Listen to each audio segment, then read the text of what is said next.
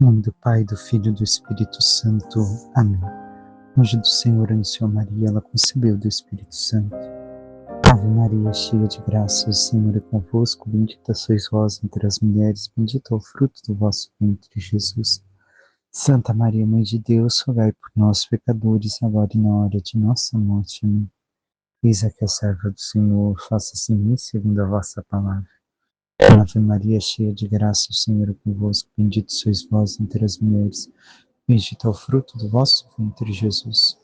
Santa Maria, Mãe de Deus, rogai por nós, pecadores, agora e na hora de nossa morte. Amém. O Verbo divino se fez carne e habitou entre nós. Ave Maria, cheia de graça, o Senhor é convosco, bendita sois vós entre as mulheres, bendito é o fruto do vosso ventre, Jesus. Santa Maria, Mãe de Deus, rogai por nós, pecadores, agora e na hora de nossa morte. Amém. Rogai por nós, Santa Mãe de Deus, para que sejamos dignos das promessas de Cristo. Oremos, infundir, Senhor, em nossas almas a vossa graça, como vos pedimos, para que nós, por anunciação do anjo, venhamos a saber o mistério de vossa encarnação, paixão e morte de cruz, chegamos um dia à glória eterna dos céus, pelo mesmo Cristo, Senhor nosso. Amém. Caríssimo irmão e irmã, hoje nos encontramos para meditar a liturgia da terça-feira da quarta semana da Quaresma. O que o Senhor tem a nos dizer? A primeira leitura é da profecia de Ezequiel, que nos fala daquilo que aconteceu num futuro não muito distante. Em relação ao tempo da profecia, nós estamos mais distantes no tempo do que é o fato acontecido. Se compreendermos bem, saberemos do que Ezequiel está falando, como vamos meditar.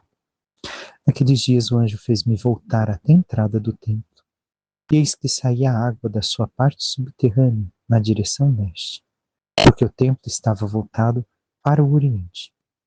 A água corria do lado direito do templo, a sul do altar. Ora, de onde jorraram sangue e água do lado direito, aberto, senão do coração de Jesus? Então, esta água que jorra representa o Espírito Santo.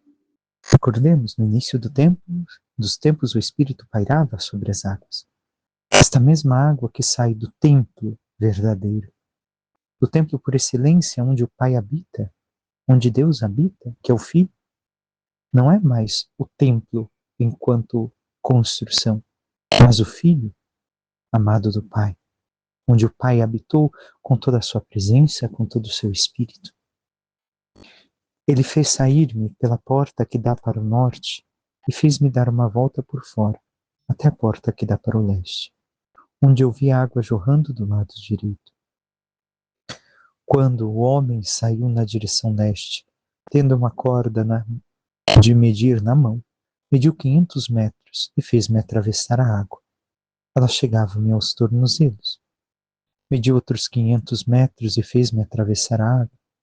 Ela chegava-me aos joelhos. Mediu mais 500 metros e fez-me atravessar a água. Ela chegava-me à cintura. Mediu mais 500 metros e era um rio que eu não podia atravessar, porque as águas haviam crescido tanto que se tornaram um rio impossível de atravessar, a não ser a nado. Ele disse-me: Viste, filho do homem. Depois fez-me caminhar de volta pela margem do rio. Voltando, eu vi junto à margem muitas árvores, de um lado e de outro lado do rio. Então ele me disse: Estas águas correm para a região oriental, descem para o vale do Jordão, desembocam nas águas salgadas do mar e elas se tornarão saudáveis. Onde o rio chegar, todos os animais que ali se movem poderão viver.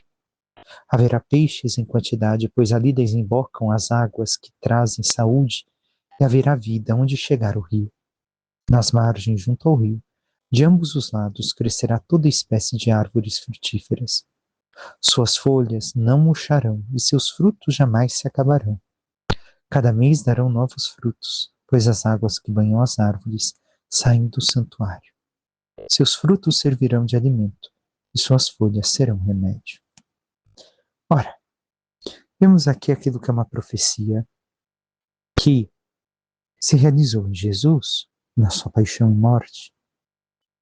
Mas também uma profecia que até pouco tempo atrás estava realmente acontecendo, onde no Mar Morto começou a brotar vida.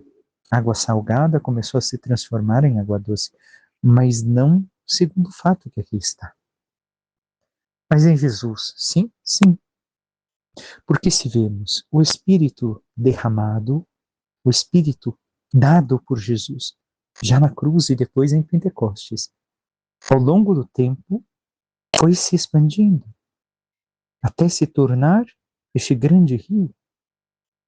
Se olharmos o número de cristãos no tempo de Jesus, com os 12 apóstolos, era um número pequeno.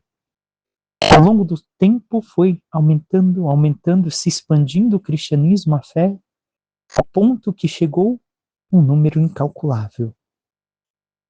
E assim o Espírito Santo pôde ser derramado em abundante quantidade sobre todas as nações, onde o Espírito Santo já não ficou retido a um certo número de pessoas, como na antiga aliança, no Antigo Testamento, mas foi derramado sobre todos aqueles que pelo batismo se tornaram filhos de Deus.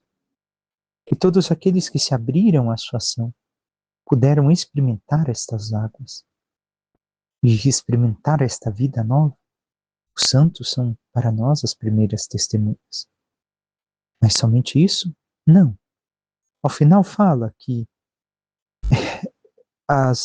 onde quer que esteja passando este rio, o Espírito Santo, haverá árvores frutíferas dando folhas e frutos novos todos os meses, não murcharão, jamais se acabarão. Isso demonstra o quê? Ainda encerra, seus frutos servirão de alimento e suas folhas serão remédio. Ora, olhemos aqui, são justamente os cristãos. Mas recorda a única árvore, ligados a este rio, a esta água que os sacia, que os alimenta, assim dão frutos, dão folhas que servem de alimento a todos. Mas qual é a primeira árvore que deu a vida? A árvore da vida? A cruz. Então nós, recebendo do Espírito e vivendo do Espírito, damos também em Cristo, na união com a Trindade, fazendo sua vontade, as folhas e os frutos necessários para serem alimento e remédio à humanidade. Não coloquemos alguém especial, mas para a humanidade, enquanto aquela criação que Deus realizou. Por quê? Porque olhemos, os santos, assim fazendo, vivendo uma vida, foram esta árvore que deu frutos e folhas como remédio e alimento, para que a humanidade pudesse ser um pouco melhor. Quantos seguiram os passos dos santos? Quantos seguiram as suas inspirações, por mais que não se tornaram iguais, mas foram assim, de tal modo unidos àquele exemplo, aquele modelo, que também puderam transformar suas vidas com aquilo que colheram do exemplo, do modelo dos santos. Então, se nós vivemos o Senhor, assim também o seremos. Mas o quanto estamos neste caminho, quanto permitimos que o Espírito Santo nos dê esta vida nova. O Salmo nos diz no seu refrão: conosco está o Senhor do Universo, o nosso refúgio, o Deus de Jacó. O nosso refúgio é o Deus de Israel. Então, o Senhor está conosco e Ele é o nosso refúgio. Se nós vivemos deste rio, deste Espírito Santo, como diz mais adiante o Salmo, os braços de um rio vêm trazer alegria, a cidade de Deus, a morada do Altíssimo. Quem a pode abalar? Deus está no seu meio. Já bem antes da aurora, Ele vem ajudá-lo. Assim, se nós nos alimentamos deste rio, deste mesmo Espírito, estamos sob a proteção do Senhor. E por fim o Evangelho de São João que nos diz: houve uma festa dos judeus e Jesus foi a Jerusalém. Existe em Jerusalém, perto da Porta das Ovelhas, uma piscina com 5 pórticos, chamada Betesda em hebraico. Muitos doentes ficavam ali deitados, cegos, coxos e paralíticos. De fato, um anjo descia de vez em quando e movimentava a água da piscina. E o primeiro doente que ali entrasse, depois de borbulhar a água, ficava curado de qualquer doença que tivesse. Aí se encontrava um homem que estava doente havia 38 anos. Jesus viu o homem deitado e, sabendo que estava doente há tanto tempo, disse-lhe: queres ficar curado? O doente respondeu-lhe: Senhor, não tenho ninguém que me leve à piscina quando a água é agitada. Quando estou chegando, outro entra na minha frente. Jesus disse: levanta-te, pega a tua cama e anda. No mesmo instante, o homem ficou curado, pegou a sua cama e começou a andar. Ora, esse dia era um sábado. Por isso os judeus disseram ao homem que tinha sido curado: é sábado, não te é permitido carregar tua cama. Ele respondeu-lhes: aquele que me curou disse: pega a tua cama e anda. Então lhe perguntaram: quem é que te disse: pega a tua cama e anda? O homem que tinha sido curado não sabia quem fora, pois Jesus se tinha afastado da multidão que se encontrava naquele lugar. Mais tarde, Jesus encontrou o homem no templo e lhe disse: eis que estás curado. Não voltes a pecar, para que não te aconteça coisa pior. Então o homem saiu e contou aos judeus que tinha sido Jesus quem o havia curado. Por isso os judeus começaram a perseguir Jesus, porque fazia tais coisas em sábado. Palavra da salvação, glória a vós, Senhor. Irmão, irmã, nós vemos aqui um milagre, uma cura que Jesus realiza. Vemos que este homem está doente 38 anos. O que isso significa? Uma vida inteira. Demonstra que esta doença ocupa toda a sua vida. Recordemos, a vida naquele tempo não era tão longeva. Então, por isso, Jesus encontra este homem, sua vida inteira, enfermo, e agora quer curar. Pergunta: queres ficar curado? Ele fala da piscina. Bem, não dá tempo, alguém entra na minha frente. Jesus somente com sua palavra diz: levanta-te, pega a tua cama e anda. Agora ele fica curado e começa a andar. O que acontece aqui? Vemos mais uma vez a palavra em ação. O próprio Cristo que fala, ordena, e assim aquele homem toma atitude, realiza o que Jesus lhe manda e por isso fica curado. A palavra de Jesus aplicada à sua vida que o cura. Porque Jesus falou: levanta-te. Ele levantou. Pega a tua cama. Pegou e anda. E ele foi. Não foi somente o Jesus falar, foi ele agir segundo a mesma palavra que Cristo lhe disse. E então, fazendo tudo isso agora, aqueles que são inimigos de Jesus se questionam: mas quem te fez isso? Quem realizou?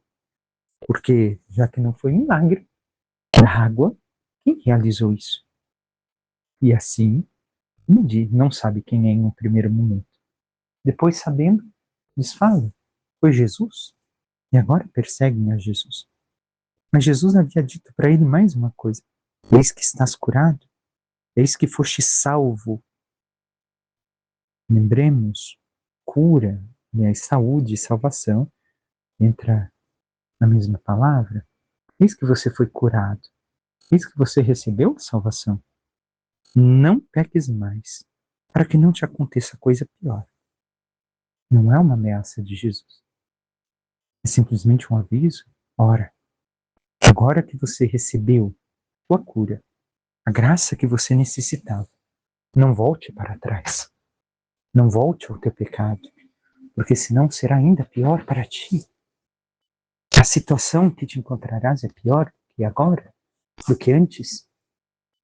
E assim, este homem somente fala quem o curou. E o que tem aqui a ver para nós, em relação também com a primeira leitura?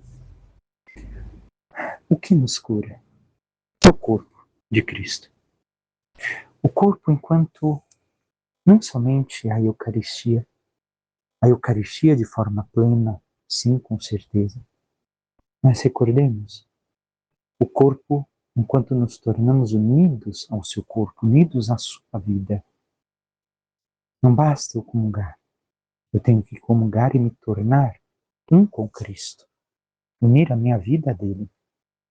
Mas irmão, irmã, quanto nós temos assim vivido, temos nos unido ao Senhor, quanto temos aplicado sua palavra à nossa vida com intenso amor, para que realmente em nós se produza os efeitos de salvação que Jesus espera. Que o Espírito Santo produza em nós a salvação que Ele quer. Peçamos à Santíssima Virgem Maria que interceda por cada um de nós e nos ajude, cada vez mais, nos abrirmos à ação do Espírito Santo em nós e assim, totalmente abertos à ação de Deus, vivamos na sua graça, na sua palavra, unidos a Jesus Cristo, para que sendo um com Ele, vivendo a vida da graça, possamos caminhar segundo a sua vontade e chegar um dia à glória dos céus. Louvado seja nosso Senhor Jesus Cristo, para que sempre seja louvado. Por intercessão da Santíssima Virgem Maria, de todos os santos e anjos de Deus, desça sobre vós, vossas famílias, vosso trabalho e tudo que vos pertence, a bênção do Deus Todo-Poderoso, que é Pai, Filho e Espírito Santo. Amém. Um santo e abençoado dia a todos.